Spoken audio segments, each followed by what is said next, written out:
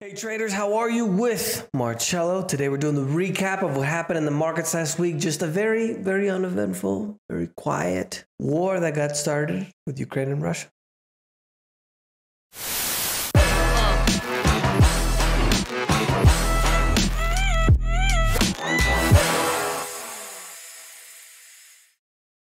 Most of the week, mostly affected by this situation in Russia.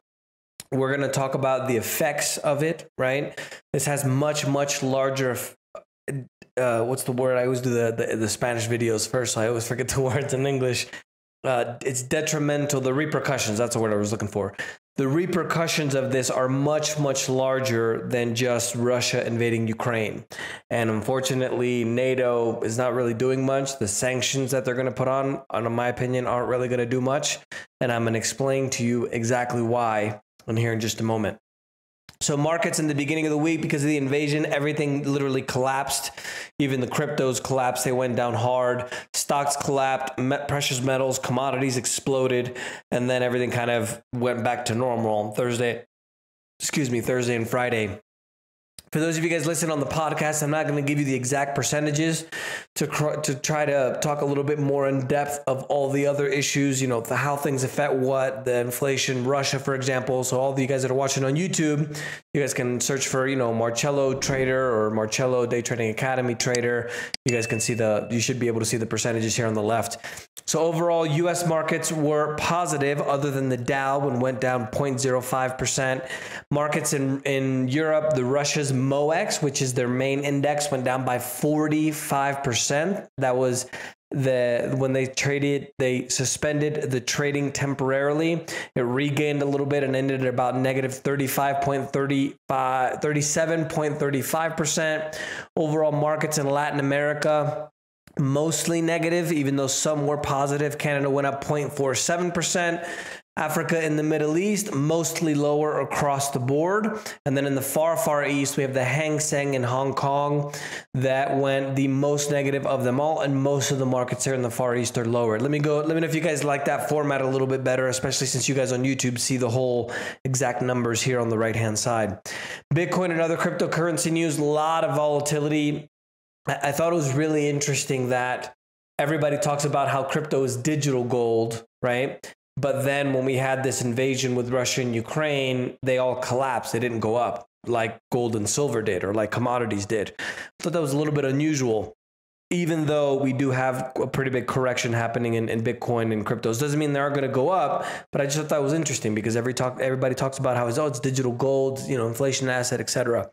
Charlie Munger talks about how fiat currency is going to go zero in 100 years. He literally called it a venereal disease.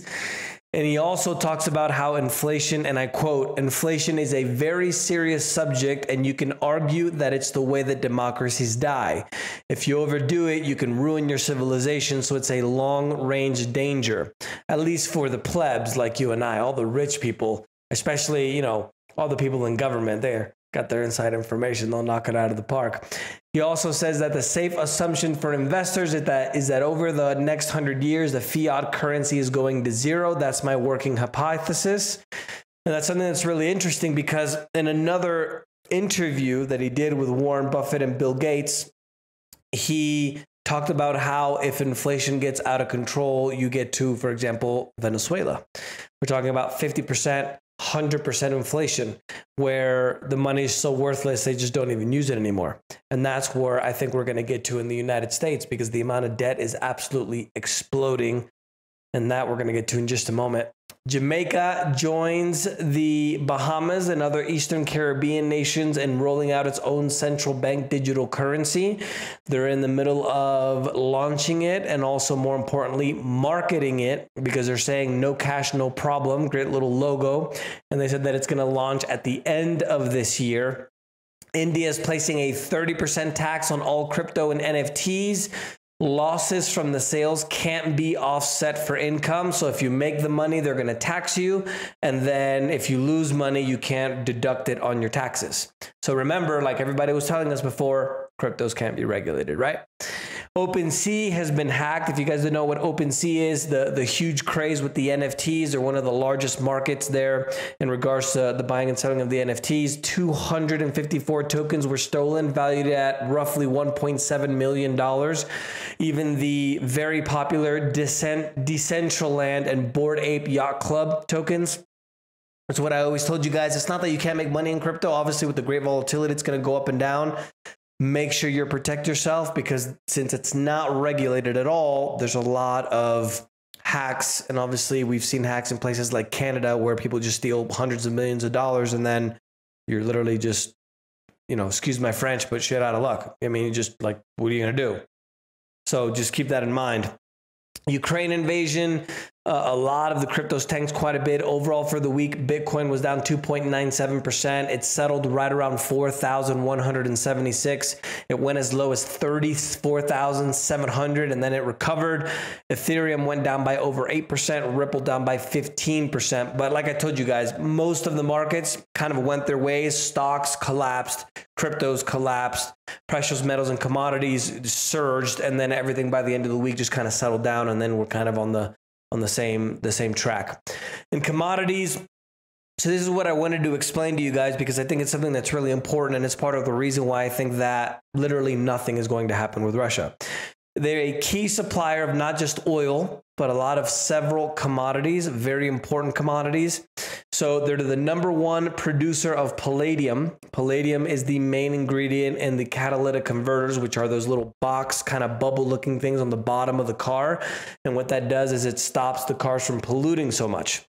Now, in addition to that, they're 85% palladium, the catalytic converters. This metal is also used in dentistry, electronics, and also jewelry. They produce 3.3% of the coal, 2.6% of the silver. They're the second largest producer of palladium, second largest exporter of oil, the third largest producer of wheat. Wheat means flour, flour means bread, pasta, etc. 26% of the global gas market share. Germany relies 1/3 of their natural gas market from Russia. The EU is Russia's 5th largest trading partner, or vice versa, excuse me. Russia is EU's 5th largest trading partner with 5% of total trade. With Russia and the US, Russia is 1% of US's total trade. And here's the key part. Listen to this. Remember, we talked about the shortages of food, right? When I recommended to you guys, you know, when you go to Costco, when you go to Sam's Club, buy an extra few cans of tuna, cans of roast beef, you know, those cans that last about 5 years or so, because I think that we're going to have a problem with food, especially if this is just the beginning, in my opinion. This isn't this didn't just happen and it's over like Crimea. I think this is literally the beginning of something that's going to escalate.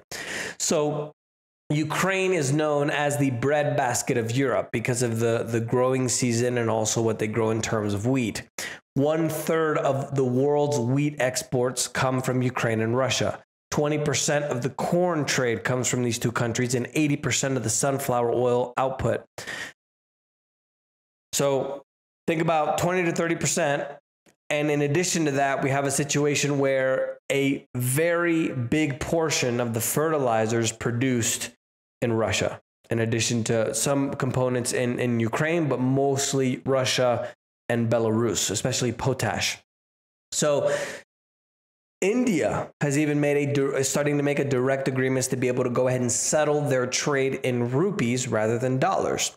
So all of these sanctions that the US is talking about, it literally is going to do absolutely nothing, because Russia is making agreements directly with other countries to settle in their currencies rather than the US dollar. So the sanctions are only placed on US dollar trade, right? So Russia made an agreement, if you guys remember, and a multi-billion-dollar gas pipeline that's going to be settled in euros, not in dollars. So we have a situation where Russia, because of their natural resources and because they haven't gone on the full climate change, we need to stop drilling for oil that the West has done, like the United States and Canada and Europe. We literally have to rely on Russia for a lot of these things. And especially since elections are coming up this year and the powers that be don't want to lose their power, they don't want to do anything that will be significantly let's say, detrimental, because if Russia does something else, like cut off the fertilizer or cut off the oil, and they invaded literally at just the right time due to the fact that it's the middle of the winter, and if Germany, the fourth largest economy in the world, relies on 1/3 of their natural gas coming from Russia, they literally can't do anything against Russia or they're going to freeze. You see? So it's a situation where they literally just took it and we're doing nothing to help those innocent people. It breaks my heart, those poor people in the Ukraine. So in 2020, there was agreements that were placed a long time ago with China and the UK about Hong Kong. In 2020, China just went in and took Hong Kong. 2021, the United States left Afghanistan to the terrorists, the Taliban, and literally the mining operations, like the huge lithium mines that they found there in Afghanistan, literally to China. China went in and they supported it, isn't the right word. They recognized the new government, the Taliban government there in Afghanistan. So that was 2021. 2022, we have literally all of NATO, all of the Western countries just allowing Russia to go into Ukraine. You don't need to have a half a brain to know that the Taiwan is next. And so if China goes after Taiwan and they take Taiwan, the vast majority of the semiconductors in the world for all of our electronics are made there. And literally China could just choke the entire market. And so this is really bad. So I hope you're prepared. The preppers were right. Go out and buy a little bit extra food, because there was even a grain ship that was destroyed by a projectile. I think this is going to get worse. I don't think it's going to get better. And you should probably prepare yourself, because if we do have more shortages of food, which some of you guys have already told me about there in the US, you're probably going to want to have some extra food there at your house, not only because you are going to save money by buying it now instead of later, but also because you're probably not going to be able to find it soon in the store. So keep that in mind. The United States will be a net oil importer of oil in 2022. In 2020, the U.S. was an oil exporter. So check this out. The U.S. right now imports, I have the number here, the exact number, 595,000 barrels of oil a day from Russia. If we would have continued with the pipeline called the Keystone XL, it would have brought the Canadian oil down to us, and that would have produced 830,000 barrels of oil. So we literally rely on Russia to import oil because we shut down the pipeline. The government is saying to help the climate.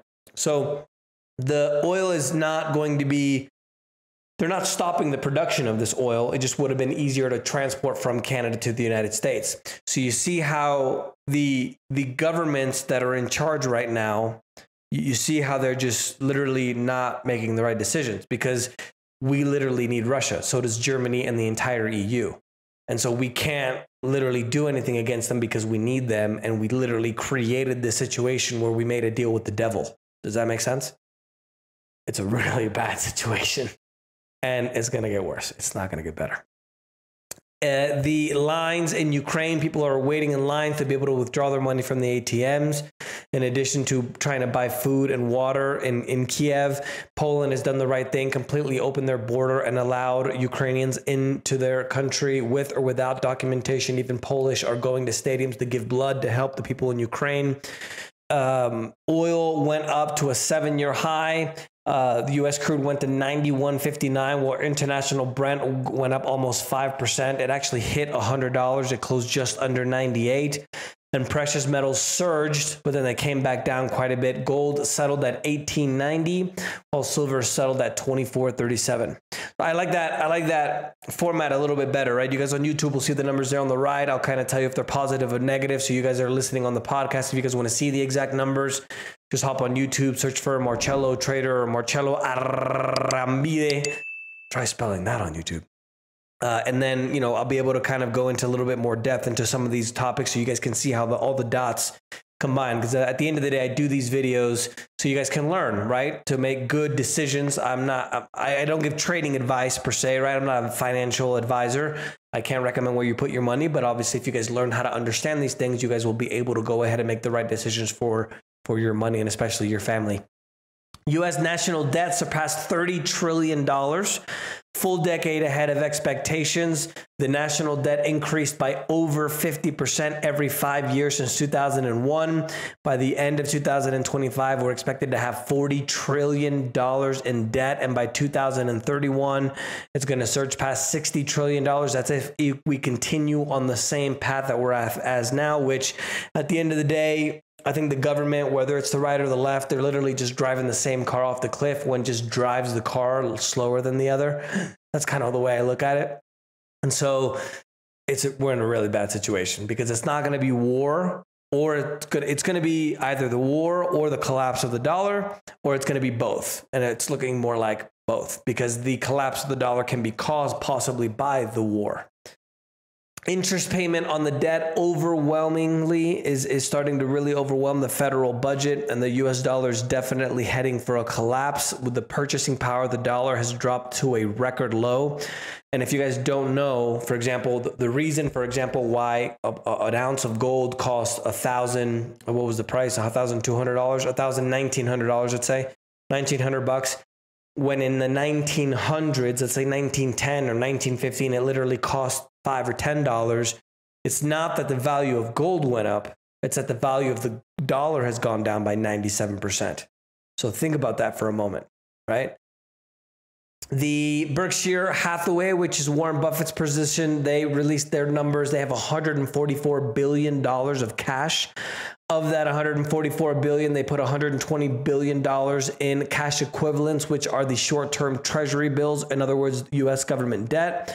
And Berkshire Hathaway right now is financing about 0.5 to 1% of all the publicly held national debt. I thought that was extremely interesting.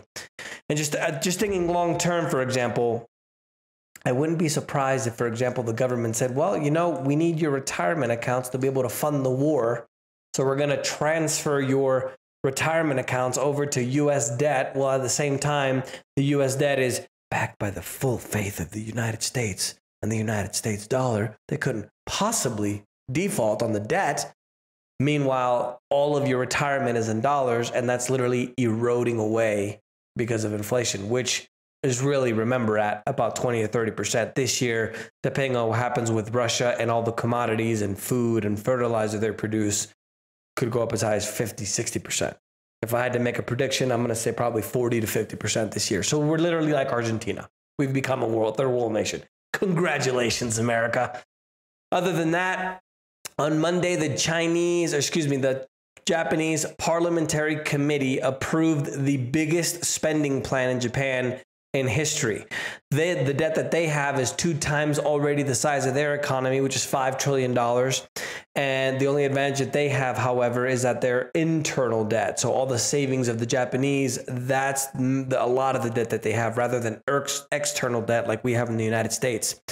Biden administration is preparing initial package on sanctions on Russia. Remember that it's not really going to do much because we need Russia, and they've already been making agreements to not settle in dollars. So that essentially they don't need to be able to settle in dollars. Russia has an equivalent of $638 billion in foreign exchange reserves as well. So they can afford to wait out the Western sanctions, which is why I'm saying it's just all talk. Literally, like all of everything that they're going to do is just, they blasted, it's horrible, this and that. And they're not going to do anything. They're literally just going to allow Russia to invade a foreign country.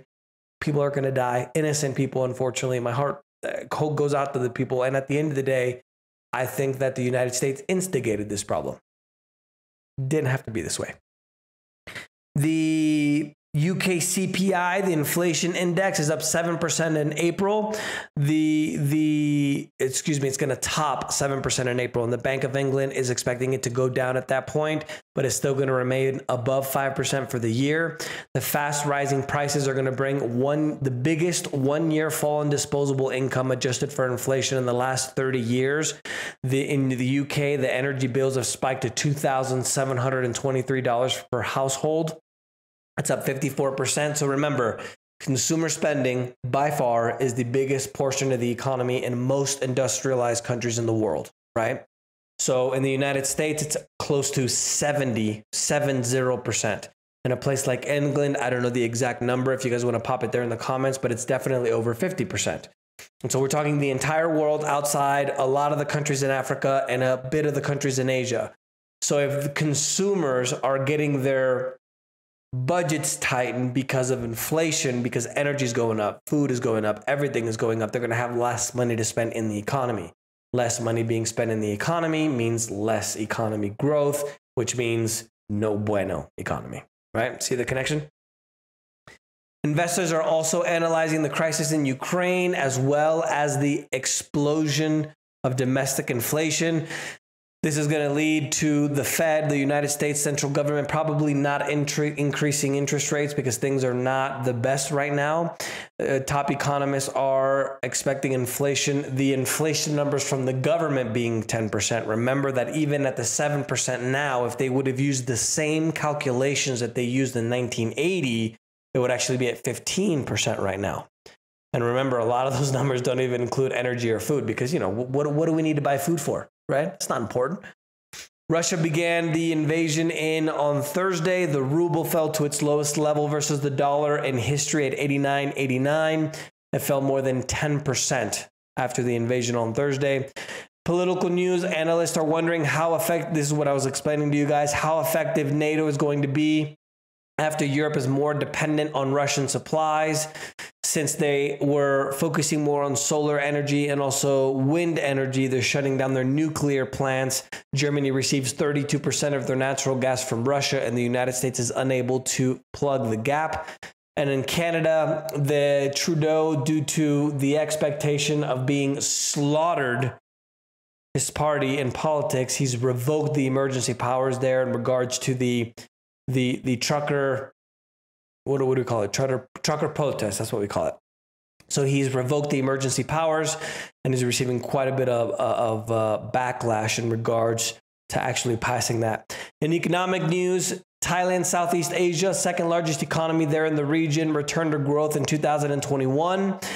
In corporate news, Barclays and HSBC, very, very big banks in the UK, they smashed expectations. Barclays, they quadrupled their profit to over $8.67 billion. And even HSBC had the highest annual profit since 2018. You see why they don't want to stop the pandemic? Because they're all making money except you and me.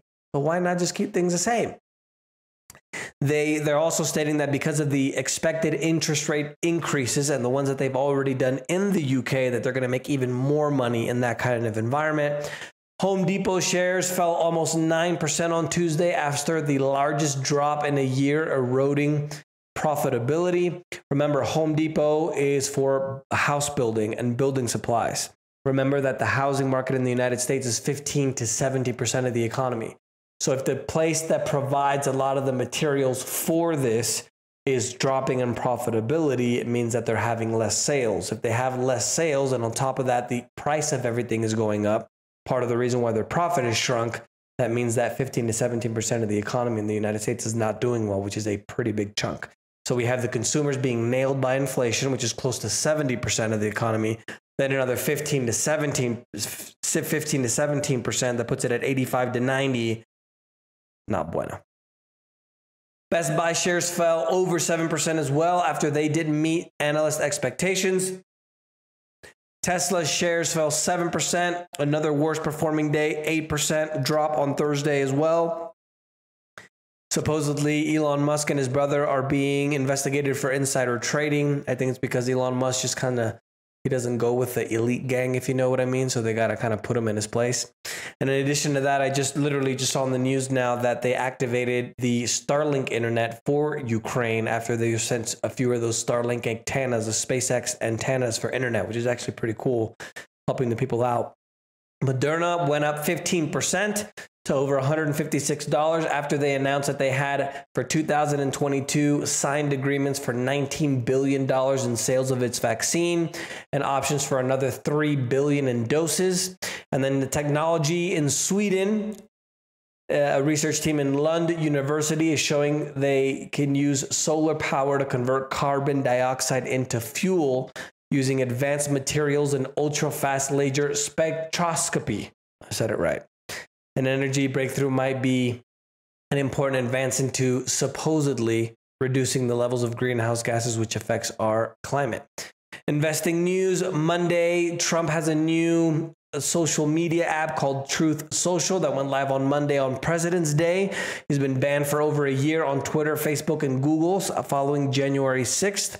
Singapore, we're literally going into a communist, left-leaning, horrible dictatorship of a world government. Singapore, which has always been a extremely well-run, very low corruption, very low taxes establishment, wants to introduce net wealth taxes at possibly making those with greater means pay more.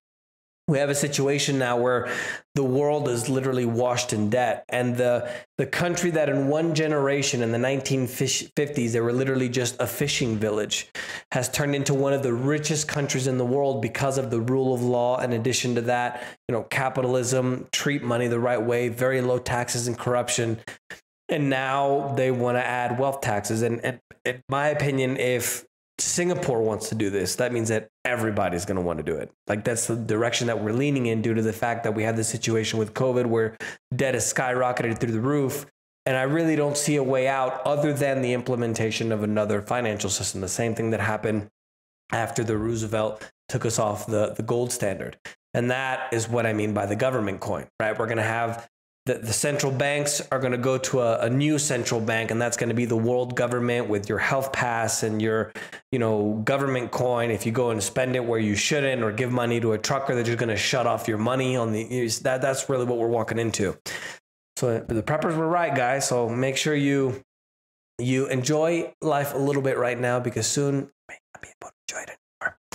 50 largest U.S. metro areas with a median rent rise of 19.3% from December 2020 to December 2021.